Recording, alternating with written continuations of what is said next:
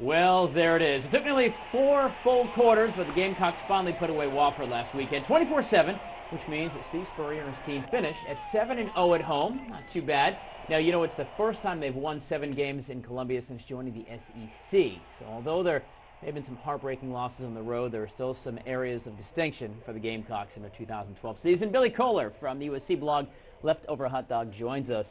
Real quick, Billy, let's look at the whole season. Of course, 1 game left on Saturday, but the balance of the season. What do you think? How'd they play overall? Well, about like we expected. We thought maybe 1 loss, maybe 2 losses. After they just blew out Georgia, everyone's expectations went through the roof. Right. So LSU and reaching Florida, as high as, what, 3 in the polls, right? Wow, yeah, national championship talk. Crazy. So everybody thought that, and then it became a little disappointing. But if you look at it in the whole and remember where we were, 9-2, it was a good season, about where we hoped to be. Sure, and 2 losses. I think you and your partner LJ had both decided 2 losses or so what you predicted, and that's what they got, at least leading up till Saturday. Well, we're still predicting 2 losses. I would say. There you go. I like that. I like that. Wofford, frustrating team. The surprising part about that game was that our offense had trouble. They have they played the triple option. We all saw that. It's tough to defend. Defense did a great job. 7 points, I think, was the fewest Wofford's given up or has scored since 2009. So we really played well, and you just get the win, move on. It's good enough. Well, of course, here it is. This is the great showdown, the great annual Palmetto Bowl, I guess you could say. Clemson-Carolina game Saturday afternoon. 109 times they've faced each other. Interesting distinction. You may know this. I know you do. They've won right now, coming off 3 in a row.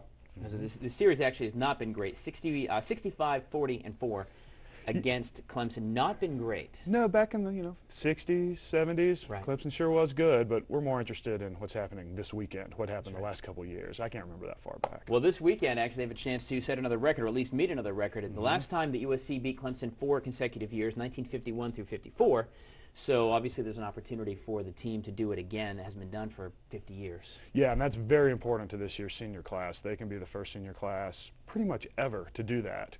Even in the 50s, freshmen couldn't play back then, so you only had guys playing 3 years. So we could have some players with 4 wins against Clemson. That'd be pretty special. That'd be kind of cool to have that awesome distinction, without a doubt. All right, so we're looking at, I mean, you got Dabo, who's got his record is 39-20 over his 5 seasons. You know, not fantastic, but not, steady at least. Right, against his schedule. Right. He coached once as an interim coach against South Carolina and won, and then he's coached 3 times as a head coach and lost all of those. Right. So he's never won as a full head coach. But well, let's take a look at the game. What do you think? I mean, with that record, where is his confidence? He's got to win one. He's got to pull one out here. They've got to have one, and they'll have a senior class that's looking at going defeated against South Carolina. They're going to be very motivated. This is their big game. They had Florida State earlier in the year, a bunch of teams that nobody really concerns themselves with, and now this game. They're at home. They're going to be excited at night. Now, normally, as you know, if you watch the segment every Thursday morning, normally we try to get a blogger, from the opposing team that Carolina plays, and I notice there's no blogger from. I went looking for them. I can name about 5 Gamecock blogs off the top of my head, maybe 1 Clemson blog, but you got to be able to read to have a blog. So there are not many Clemson ones.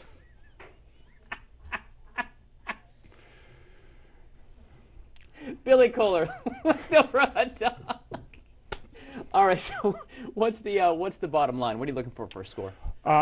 South Carolina's got to limit Clemson's explosive offense, especially the big plays early. I think they can, but they'll still score. I say South Carolina 31-27. 31-27 Carolina. Get 4 in a row. But you're looking, if they score early, if Clemson hits them early and hard. Yeah, it changes the game. If we have to throw the ball to try to catch up, that really favors Clemson. Could be a long day. All right, man, it's been a great season. Thanks for coming every single week talking about Carolina football. You're going to bring you back for basketball season. We get in the thick of it.